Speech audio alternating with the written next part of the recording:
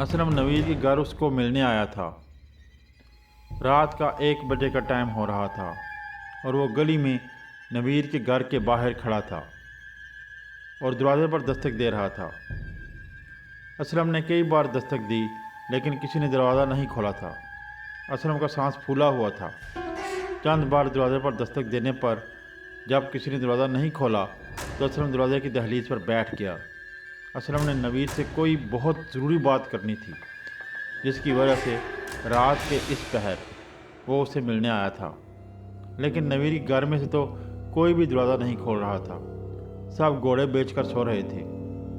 गली बिल्कुल सुनसान थी और वहाँ बिल्कुल सन्नाटा छाया हुआ था और किसी चीज़ की आवाज़ भी नहीं आ रही थी। इस हद तक खामोशी थी कि ज़मीन पर अगर सुई भी गिर जाए तो उसके गिरने की आवाज़ भी वाज़ा सुनाई दे। अचानक कहीं से कदमों की चाप की आवाज़ सुनाई दी। असलम ने इधर उधर देखा लेकिन गली में तो कोई भी नहीं था। कदमों की आवाज़ आहिस्ता आहिस्ता ऊंची होती जा रही थी। ऐसे लग रहा था कि जैसे कोई करीब आ रहा है। असलम उठा और उसने गली में कुछ दूर जाकर देखा कि आवाज़ कहाँ से आ रही है। उसे गली मुड़ते हुए एक औरत उसकी तरफ आते दिखाई दी।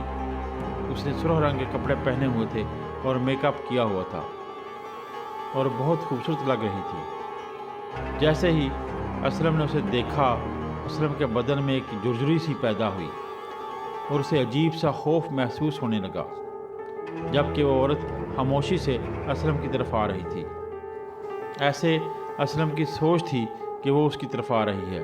हो सकता है कि वो कहीं जा रही हो और जिस गली में असलम खड़ा था वो उसके रास्ते में आती हो। खैर, जो कुछ भी था उसका असलम से थोड़ा फासला ही रह गया था।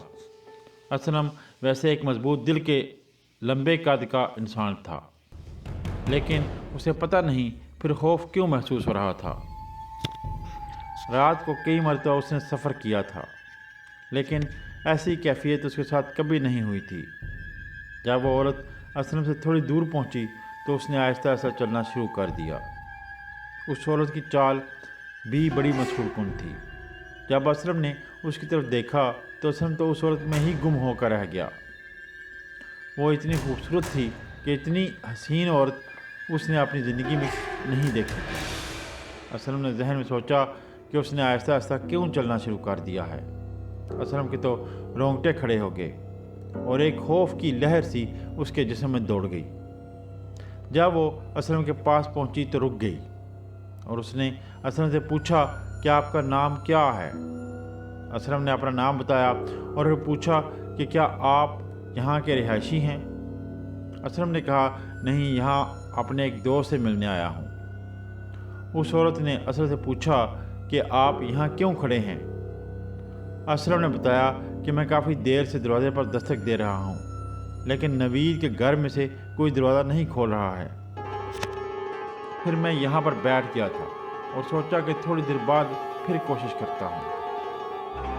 वो औरत असलम से बातें कर रही थी और बातें करते वक्त उसने अपना चेहरा नीचे कर रखा था और असलम की तरफ नहीं देख रही थी। असलम को वो औरत अजीब महसूस हुई। असलम ने उसे पूछा कि आप इतनी रात के कहाँ से आ रही हैं। वो औरत बोली कि यहाँ करीब ही मेरी खाला का घर है और उनकी बेटी की 8 सालगिरह थी तो मैं वहाँ पर गई थी। जैसे ही उस औरत ने ऊपर देखा तो उसकी आंखें इतनी प्यारी थीं कि असलम उसकी तरफ देखने के बाद उसकी आंखों में गुम होकर रह गया। दोनों एक दूसरे की तरफ चंद लम्हे देखते रहे और फिर वो औरत मुड़कर वापस जाने लगी तो असलम भी उसके पीछे पीछे चल दिया। उस औरत में अजीब किस्म की कशिश थी जो कि असलम समझ नहीं पा रहा था। उसकी आंखों में देखने के बाद तो असलम को अपनी भी होश नहीं रही थी।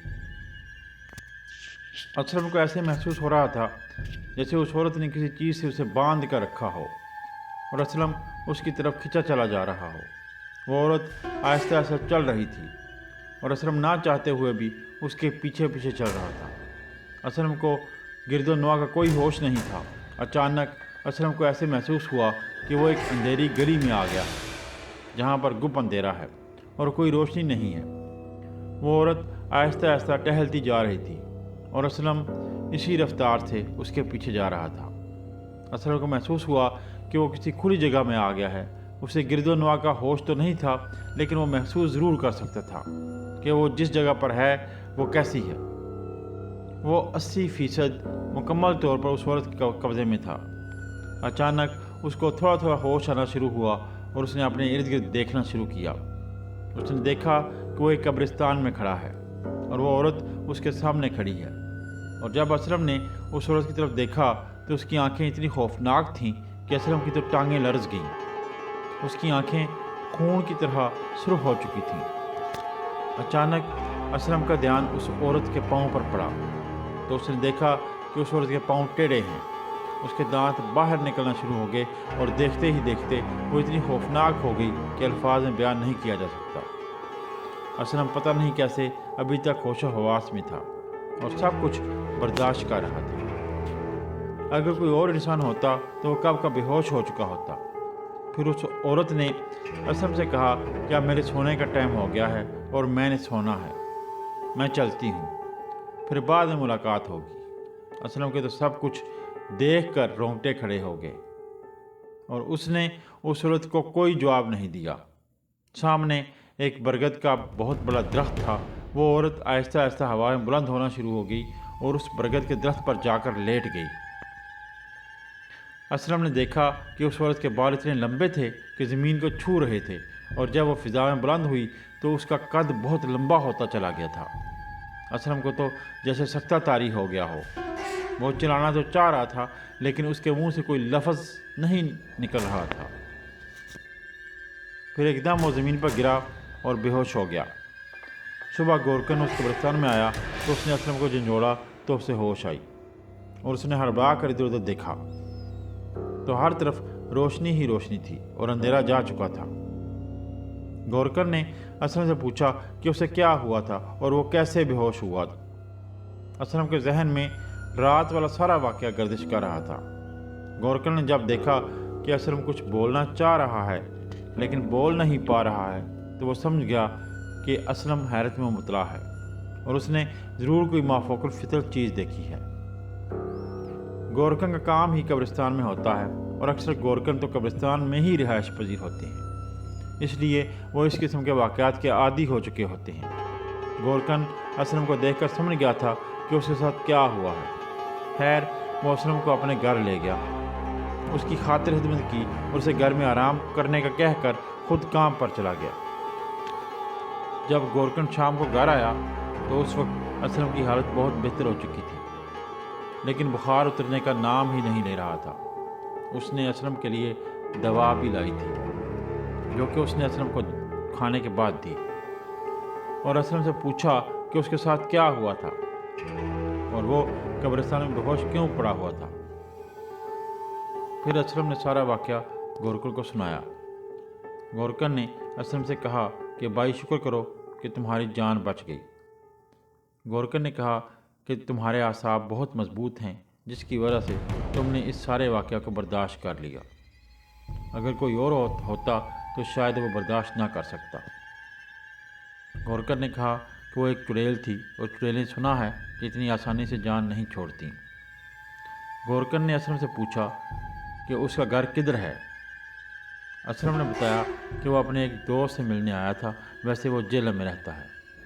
گورکن نے کہا کہ میں آپ کو ادھر چھوڑ آتا ہوں۔ گورکن نے کہا کہ آپ مجھے اپنے دوست کا نام اور پتہ بتائیں، میں اس کو ادھر ہی لے آتا ہوں، کیونکہ آپ کی طبیعت ٹھیک نہیں ہے اور آپ کا جانا ٹھیک نہیں ہوگا۔ اسلم نے گورکن کو نوید کے گھر کا پتہ بتایا۔ گورکن نوید کے گھر گیا اور اسے اسلم کے ساتھ پیش ہونے والے حادثے کے بارے میں بتایا اور اسے اپنے ساتھ آنے کے لیے کہا۔ نوید گورکن کے ساتھ قبرستان کی طرف چل دیا۔ جب نوید قبرستان میں گورکن کے گھر پہنچا تو اس نے دیکھا کہ اسلم بیڈ پر سو رہا تھا۔ نوید نے اسے جگایا۔ نوید نے اسلم سے پوچھا کہ کیا مسئلہ ہو گیا تھا۔ اسلم نے سارا واقعہ نوید کو بتایا۔ نوید اس کا سارا واقعہ سن کر بہت حیران ہوا۔ اسلم نوید کو لے کر باہر چلا گیا اور ایک سائر پر کر کے کہنے لگا کہ وہ ایک بہت ضروری بات کرنے اس کی طرف رات کو آیا تھا۔ نوید نے اسلم سے کہا کہ کیا بات ہے، سب خیریت تو ہے؟ اسلم نے کہا کہ خیریت ہی تو نہیں ہے، असलम ने नवीद से कहा कि हमने जो किसी की रूह को बुलाने का अमल कुछ रोज़ पहले किया था वो मेरे ख्याल में उल्टा पड़ गया है। नवीद ने उससे पूछा कि वो कैसे। असलम ने कहा कि वो रात को सो रहा था कि उस कमरे से अजीब किस्म की आवाज़ें आने लगीं। मैं एकदम से जाग पड़ा और उन आवाज़ों को गौर से सुना। कोई कह रहा था कि रूह को बुलाने का अमल पूरा करो वरना तुम दोनों की जान को ख़तरा है। नवीद असलम की बात सुनकर बहुत हैरान हुआ। नवीद ने कहा कि वो जो रूह को बुलाने का अमल हमने किया था वो तो नामुकम्मल ही छोड़ दिया था, रूह तो हाजिर ही नहीं हुई थी, तो फिर ये आवाज़ें कहाँ से आना शुरू हो गईं। असलम ने कहा मुझे नहीं मालूम, मेरे साथ तो ये वाक़या पेश आया था और एक रात किचन में से बर्तन गिरने की आवाज़ें आईं तो मैं दौड़ता हुआ किचन की तरफ गया और देखा कि वहाँ सारे बर्तन बिखरे पड़े हैं। मैं खुद बहुत खौफज़दा हो गया था क्योंकि घर में उस रात कोई नहीं था और जब मैं किचन में से बाहर निकला तो मुझे काले रंग का एक साया भी नज़र आया जिसे देखकर तो मेरे रोंगटे खड़े हो गए। मैं उस रात बहुत खौफज़दा हो गया था। नवीद ने कहा तो अब क्या किया जाए। असलम ने कहा कि हमें उस अमल को पूरा करना चाहिए, कहीं ऐसा ना हो कि वो अधूरा अमल हमें तंग करे।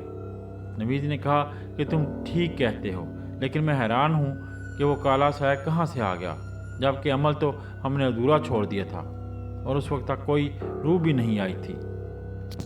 असलम ने कहा कि अब पता नहीं क्या मामला है, इन चीज़ों के बारे में मुझे तो इतना इल्म नहीं है। तुमने उस दिन कहा था तो मैंने तुम्हारे साथ मिलकर रूह को बुलाने का अमल कर लिया था। नवीद ने कहा कि मैंने तो बस एक किताब में पढ़ा था और मैं देख रहा था कि उससे रूह आती भी है कि नहीं। असलम ने कहा कि हम दोबारा वो अमल करते हैं और अगर अमल पूरा हो गया तो उसको वापस भेज देंगे और हमारी जान तो छूट जाएगी। असलम ने कहा यह भी हो सकता है कि कल रात को जो वाक़या मेरे साथ पेश आया था वो भी इस अधूरे अमल की एक कड़ी हो। नवीद बोला हो सकता है कि ऐसा हो। नवीद ने कहा तो फिर क्या करें, किस जगह पर रूह को बुलाने का अमल करें। असलम बोला जहाँ पर पिछली मर्तबा किया था उसी जगह पर करते हैं। नवीद ने कहा ठीक है। असल में नवीद और असलम ने रूह को बुलाने का अमल असलम के घर पर किया था और अधूरा छोड़ दिया था। नवीद और असलम ने फिर वो अमल करने का प्रोग्राम बना लिया। अमल असलम के घर रात को करना तय पा गया। नवीद गोरकन का शुक्रिया अदा करके असलम को अपने घर ले गया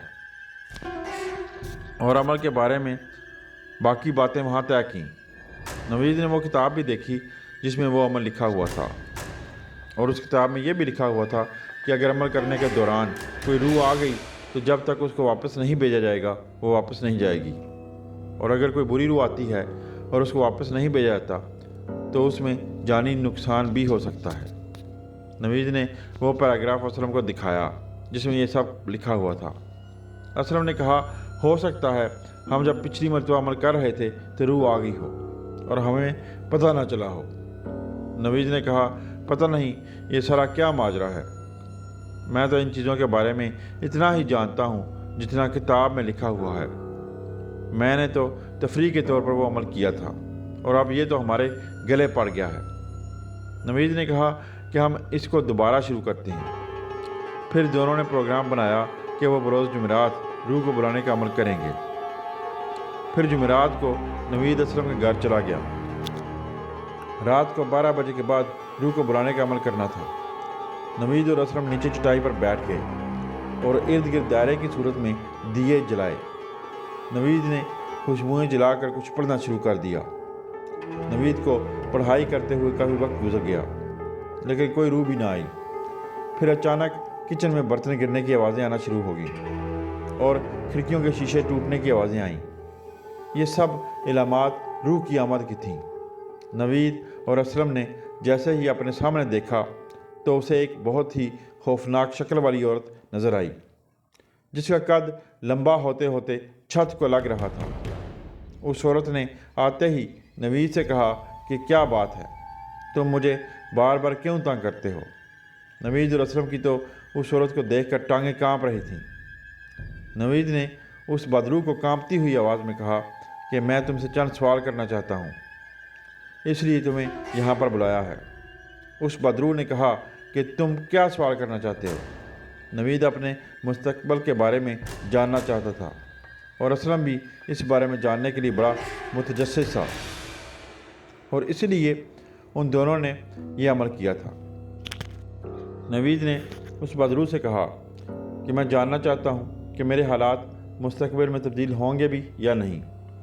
मैं हर वक्त परेशान रहता हूँ और मैं पहले मुलाजमत करता था जो कि मैंने किसी वजह से छोड़ दी है। मैं चाहता हूँ कि मेरे पास रुपया पैसा हो और मैं सुकून की ज़िंदगी गुजार सकूँ। उस बदरू ने नवीद से कहा कि तुम जो अमेरिका जाने की कोशिश कर रहे हो उसमें तुम कामयाब हो जाओगे और तुम्हारा मुस्तकबिल अच्छा है और तुम्हारे पास रुपया पैसा भी होगा। फिर नवीद ने पूछा कि ये कब तक मुमकिन होगा। उस बदरू ने जवाब दिया कि जल्द हो जाएगा। उसने कहा कि 4 माह का वक्त लगेगा और उस वक्त के दौरान तुम अमेरिका चले जाओगे और आने वाले तुम्हारी ज़िंदगी के 3 साल बहुत अहम हैं। कामयाबी इन 3 सालों में तुम्हारे कदम चूमेगी। नवीद ने फिर असलम की तरफ इशारा करते हुए कहा कि ये मेरा दोस्त है और इसके हालात भी बहुत ख़राब हैं और इसने मुलाजमत के लिए भी कोशिश की, लेकिन अभी तक इसको कोई मुलाजमत नहीं मिली। यह भी जानना चाहता है कि इसका मुस्तकबिल कैसा होगा, क्या ये भी ज़िंदगी में सुकून देख सकेगा या नहीं। उस बदरू ने जवाब दिया कि इसके पास मुस्तकबिल में तुमसे ज़्यादा पैसा होगा और ये कामयाब तरीन शख्स होगा, लेकिन इसको उस मकाम तक पहुंचने में थोड़ा वक्त लगेगा। नवीद ने असलम से कहा कि अगर कोई और बात पूछना चाहते हो पूछ लो। असलम ने पूछा कि कितनी देर लगेगी। उस बदरू ने जवाब दिया कि 2 साल लगेंगे। फिर नवीद ने असलम से पूछा कि क्या कोई और सवाल पूछना है। असलम ने नफ़ी में सर हिला दिया। नवीद ने कहा कि बस हम ये ही सवाल पूछना चाहते थे जिसकी वजह से हमने तुम्हें बुलाया है, और अब हम चाहते हैं कि तुम वापस चली जाओ। उस बदरू ने कहा कि ऐसे वो वापस नहीं जाएगी। नवीद ने पूछा कि कैसे जाओगी।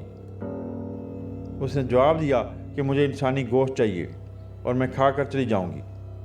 नवीद ने कहा कि हम इंसानी गोश्त कहाँ से लाएं? हम इंसानी गोश्त नहीं ला सकते। तुम और कोई चीज़ मांग लो जो हमारे इख्तियार में हो, हम वो तुम्हें ला देंगे। बदरू ने कहा कि नहीं, मुझे इंसानी गोश्त ही चाहिए, वरना मैं यहाँ से नहीं जाऊँगी। जब भी मुझे कोई बुलाता है तो उसे नजराना पेश करना पड़ता है और नजराना मेरी मर्ज़ी का होता है। तुमने मुझे बुलाकर मुझसे जो कुछ पूछा मैंने सच बताया है और ऐसा ही होगा। तुम बेशक देख लेना, लेकिन अगर मुझे मेरी मर्ज़ी का नजराना ना मिला तो मैं तुम दोनों की ज़िंदगी इतनी बदतर कर दूंगी कि दोनों पछताओगे।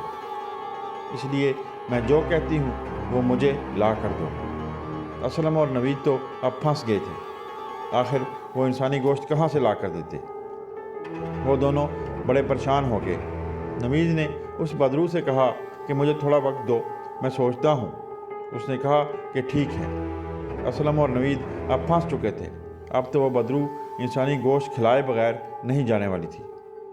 उस बदरू ने कहा कि तुम्हारे पास कल शाम तक का वक्त है, मुझे इंसानी गोश्त खिला दो, मैं चली जाऊंगी। अगर तुमने इंसानी गोश्त ना खिलाया तो मैं तुम्हारा गोश्त खाऊंगी। दोनों बहुत डरे हुए थे कि आखिर क्या किया जाए। असलम ने नवीद से कहा कि ऐसा करते हैं कि इसको किसी जानवर का गोश्त खिला लेते हैं और कहेंगे कि इंसानी गोश्त है। नवीद को यह तरकीब पसंद आई। नवीद ने कहा कि उसे पता चल जाएगा। असलम ने बोला कि नहीं पता चलेगा, और वैसे भी हमारे पास इस रास्ते के अलावा और कोई हल नहीं है। असलम और नवीद सुबह होते ही बाज़ार गए और उधर से गाय का कुछ गोश्त ले आए और रात होने का इंतज़ार करने लगे। वो बदरू से हम कलाम होने कमरे में गए और रूह को हाज़िर किया। उन्होंने वो गोश्त रूह की खिदमत में पेश किया। उसने पूछा कि ये गोश्त कहाँ से लाए हो। उसने बोला कि ये मैं कब्रिस्तान से किसी मुर्दे का काट कर लाया हूँ। बदरू बोली कि मैं मुर्दे का गोश्त नहीं खाती, मुझे ताज़ा इंसानी गोश्त चाहिए। बदरू बोली कि देखो, मेरा ज़्यादा वक्त ज़ाया ना करो, मेरे पास इतना फालतू वक्त नहीं है, मैंने अपनी दुनिया में जाना है, जल्दी करो, मुझे कहीं से इंसानी गोश्त ला कर दो और मेरी प्यास बुझा दो, वरना मैं तुम्हारा गोश्त खा लूँगी। असलम और नवीद तो बहुत बुरे फंस चुके थे।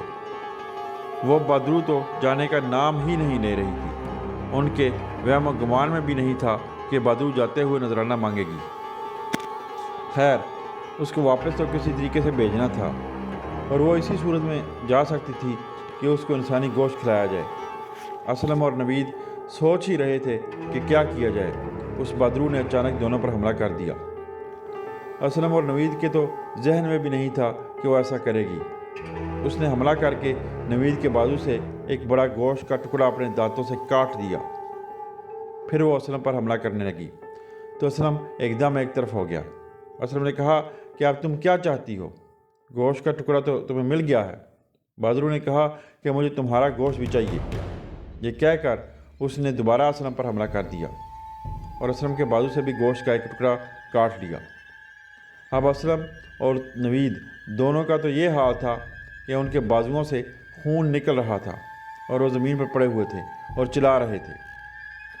वो बदरू तो चली गई थी, लेकिन असलम और नवीद को एक सबक दे गई थी कि आइंदा किसी भी बदरू को बुलाने से पहले उसका अंजाम ज़रूर सोच लिया जाए। जब असलम के घर वालों ने दोनों को चिल्लाने की आवाज़ें सुनी तो वो दौड़ते हुए छत पर गए। ऊपर जाकर देखा तो दोनों खून में लथपथ पड़े थे। घर वालों ने फ़ौरन एम्बुलेंस को बुलाया और थोड़ी ही देर में एम्बुलेंस आ गई और दोनों को डालकर अस्पताल ले गए। उनको जल्दी से टांके लगाए गए और मरहम पट्टी की गई। उनको 2 दिन अस्पताल रखा गया और फिर डॉक्टर ने डिस्चार्ज कर दिया। जब दोनों घर पहुंचे तो असलम एक रात सो रहा था कि उसे सोते हुए ख्वाब में सुर्ख कपड़ों में मलबूस एक औरत नजर आई और उसने असलम से कहा कि तुम क्या समझते हो कि मैं चली गई हूँ? मैं यही हूँ, मैं गई नहीं। तुम दोनों ने मुझे तंग किया था और इस तरह इतनी आसानी से नहीं जाऊँगी। ख्वाब में बात करते हुए उस औरत ने गर्दन नीचे की हुई थी और जब उसने सर ऊपर उठाया तो असलम की तो रूह कांप उठी, क्योंकि उस औरत का चेहरा इतना भयानक था कि अल्फाज में बयान नहीं किया जा सकता। उसका चेहरा ख्वाब में देखते ही असलम हड़बड़ा कर उठ बैठा। उसे डर लगने लगा। असल में कुछ सोचकर नवीद को फ़ोन किया और नवीद को सारी बात बताई तो नवीद ने कहा कि बिल्कुल ऐसा ही ख्वाब उसने भी देखा है और मैं फ़ोन करने ही लगा था कि तुम्हारा फ़ोन आ गया। बड़ा अजीब मसला था कि अभी तक वो बदरू गई नहीं थी। अब वो कैसे जाएगी, इस बारे में कोई भी नहीं जानता था। इंसानी गोश्त तो वो खा चुकी थी, अब पता नहीं उसका मकसद क्या था। नवीद और असलम की तो रातों की नींद गायब हो गई थी। वो डर के मारे सोते ही नहीं थे कि कहीं पर वो औरत ख्वाब में फिर नज़र ना आ जाए। असलम और नवीद ने सारा मसला एक दोस्त जिसका नाम शाहिद था के साथ शेयर किया। शाहिद ने कहा कि मुझे तो इन मसलों के बारे में इल्म नहीं है, अलबत्ता मैं एक ऐसी फैमिली को जानता हूँ जिनकी बेटी ने भी चिलाकशी की थी और उसकी हालत बहुत ख़राब हो गई थी और उसको रात के सोते हुए खौफनाक ख्वाब नजर आते थे। उनकी बेटी को कहीं से भी आराम नहीं आया था। वो बड़ी जगहों पर गए, लेकिन आखिरकार उन्होंने एक बुज़ुर्ग के बारे में सुना और उनके पास गए तो उनकी बेटी बिल्कुल ठीक हो गई थी। ऐसा करते हैं कि उनके घर चलते हैं और उनसे पूछ लेते हैं कि वो बुज़ुर्ग कहाँ रहते हैं। असलम और नवीद अपने दोस्त शाहिद के साथ उस फैमिली की तरफ चल पड़े। जब वो उनके घर पहुंचे तो उनसे पूछा कि वो बुज़ुर्ग कहाँ रहते हैं। उन्होंने उनका पता बताया और कहा कि वो सिर्फ इतवार को अपने डेरे पर होते हैं और हर मसले को देखते हैं। बाकी हफ्ते के दिनों में उनका कुछ पता नहीं कि वो कहाँ होते हैं। अगले दिन इतवार था। अब असलम और नवीद को मज़ीद एक दिन और इंतज़ार करना था। असलम और नवीद अपने घर वापस चले गए। अब पूरा एक दिन बाकी था और कुछ पता नहीं था कि उस दिन क्या होने वाला था। वो बदरू बहुत जालिम थी और वापस जाने का नाम ही नहीं ले रही थी। असलम और नवीद ने रात को एक ही जगह सोने का फैसला किया। असलम और नवीद बातें कर रहे थे कि अचानक बिजली बंद हो गई हर तरफ अंधेरा छा गया, हर तरफ सन्नाटा था। उसी अंधेरे और सन्नाटे में उन्हें एक आवाज़ सुनाई दी। वो उसी बदरू की आवाज़ थी। वो कह रही थी कि मैं तुम दोनों को ज़िंदा नहीं छोड़ूंगी, तुमने मुझे बिला वजह तंग किया है। आवाज़ के साथ ही वो बदरू फ़ौरन सामने हाजिर होगी। उसका जिस्म लतीफ़ था और उसके आर पर देखा जा सकता था। उसकी आंखें लाल सुर्ख थीं। वो ऊंची आवाज़ में कहका लगाकर बोली कि तुम क्या समझते हो, जहाँ पर तुम गए थे वो तुम्हें मुझसे बचा लेंगे? बदरू बोली, हरगिज़ नहीं। उनमें इतनी ताकत ही नहीं कि वो मेरा मुकाबला कर सकें। वो बदरू बोली कि मैं पिछले 25 साल से किसी की तलाश में भटक रही थी और तुम दोनों ने मुझे तंग किया और मुझे हाजिर होना पड़ा। असलम बोला कि तुम किसकी तलाश में हो? वो बदरू बोली कि मैं अपनी मोहब्बत की तलाश में हूँ, जिसका नाम नासिर है, लेकिन वो मुझे आज तक नहीं मिला। बदरू ने बताया कि आज से 25 साल पहले मैं और नासिर एक दूसरे से बहुत प्यार करते थे और हम शादी करना चाहते थे, लेकिन हमारे वालिदैन हमारी शादी में सबसे बड़ी रुकावट थे। बदरू ने बताया कि हमने आपस में तय किया कि हम दोनों शादी कर लेते हैं और बाद में अपने वालिदैन से माफ़ी मांग लेंगे और वह हमें माफ़ कर देंगे। शादी करने के बाद जब हम वालिदैन से माफ़ी मांगने गए तो उन्होंने मुझे और नासिर दोनों को कत्ल करवा दिया।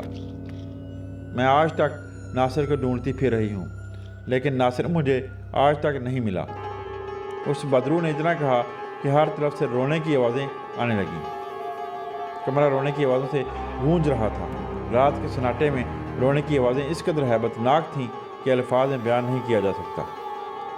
बदरू तो गायब हो चुकी थी, लेकिन असलम और नवीद के जहन में एक अनजाना खौफ था कि कुछ होने वाला है। उनको डर था कि वह बदरू उन पर फिर हमला ना कर दे।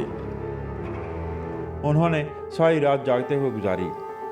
उन्होंने अल्लाह का शुक्र अदा किया कि रात को उस बदरू ने उनको तंग नहीं किया। जब सुबह हुई तो असलम और नवीद शायर के साथ उस आमिर के पास चले गए। आमिर घर पर मौजूद था। असलम सारा मामला आमिर को बताने ही वाला था कि आमिर ने कहा कि मुझे सब मालूम है, आपको बताने की ज़रूरत नहीं है। उस आमिर ने कहा कि वह बहुत बुरी बदरू है जिसको आपने छेड़ा है। वो पहले ही बहुत बेचैन थी और अपने शौहर की तलाश में भटक रही थी, और जब से तुमने उसे तंग किया है उसकी बेचैनी में मज़ीद इजाफा हो गया है। वो तुम्हें जान से मार देना चाहती है। आमिर ने कहा कि मैं उसे रात को हाजिर करूंगा और उसे बात करूंगा। आमिर ने असलम और नवीद को रात को आने को कहा। आमिर ने दोनों को एक तावीज़ पहनने के लिए दिया और कहा कि ये तावीज़ पहन लें, यह आपकी हिफाजत करेगा। दोनों ने आमिर के दिए हुए तावीज़ पहन लिए और रात का इंतज़ार करने लगे। रात आई तो वो उस आमिर के पास गए। आमिर ने उनसे कहा कि मैंने सारी तैयारी मुकम्मल कर ली है और अब उस बदरू को हाजिर करते हैं। आमिर ने असलम, नवीद और शाहिद को एक दायरा लगाकर उसमें बिठा दिया और ख़ुद भी उसमें बैठकर पढ़ाई करने लगा। थोड़ी देर के बाद बहुत तेज़ आंधी आई और दरवाज़े बजने शुरू हो गए। कमरे में एक धुआं दाखिल होने लगा और देखते ही देखते उस धुएं ने उस बदरू की शक्ल इख्तियार कर ली। वो बिल्कुल एक लतीफ़ जिस्म था और उसकी शक्ल बहुत खौफनाक थी। आमिर ने उससे पूछा कि क्या बात है, तुम इनको तंग क्यों कर रही हो? बदरू बोली, इन्होंने मुझे तंग किया है, इसलिए मैं इन्हें ज़िंदा नहीं छोड़ूंगी। इन्होंने मुझे नजराना भी पूरा नहीं दिया। मैंने इनसे इंसानी गोश्त नजराने के तौर पर मांगा था तो इन्होंने नहीं दिया। आमिर ने कहा कि वो कैसे इंसानी गोश्त दे सकते हैं, तुम खुद सोचो। अगर किसी जानवर के गोश्त की बात हो तो तब भी सोचा जाए, लेकिन इंसानी गोश्त का इंतज़ाम करना इनके लिए नामुमकिन है। आमिर ने कहा कि तुम बाज आ जाओ और इन्हें तंग ना करो, वरना मैं तुम्हें जला दूंगा।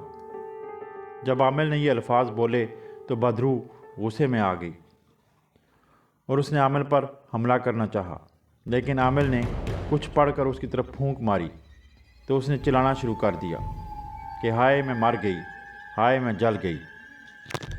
आमिर ने फिर फूंक मारी तो उसने कहा मैं यहाँ से चली जाऊँगी, इनको कभी तंग नहीं करूँगी, मुझे माफ़ कर दो। आमिर ने कहा कि मुझसे पक्की बात करो, वरना तुम्हें जलाना मेरे बाएं हाथ का काम है। तुमने इनको बहुत तंग किया है, ये बहुत परेशान हैं। اس بدرو نے کہا کہ میں صحیح کہہ رہی ہوں کہ آئندہ کبھی بھی ان کو تنگ نہیں کروں گی، بس مجھے جانے دو۔ عامل نے کہا ٹھیک ہے، اب تم جاؤ اور دوبارہ نظر نہ آنا۔ پھر وہ بدرو غائب ہو گئی اور کبھی نہ آئی اور نہ ہی نوید الاسلم کو تنگ کیا۔ نوید الاسلم نے پھر آئندہ روح کو بلانے والے عمل سے توبہ کر لی اور ہنسی خوشی رہنے لگے۔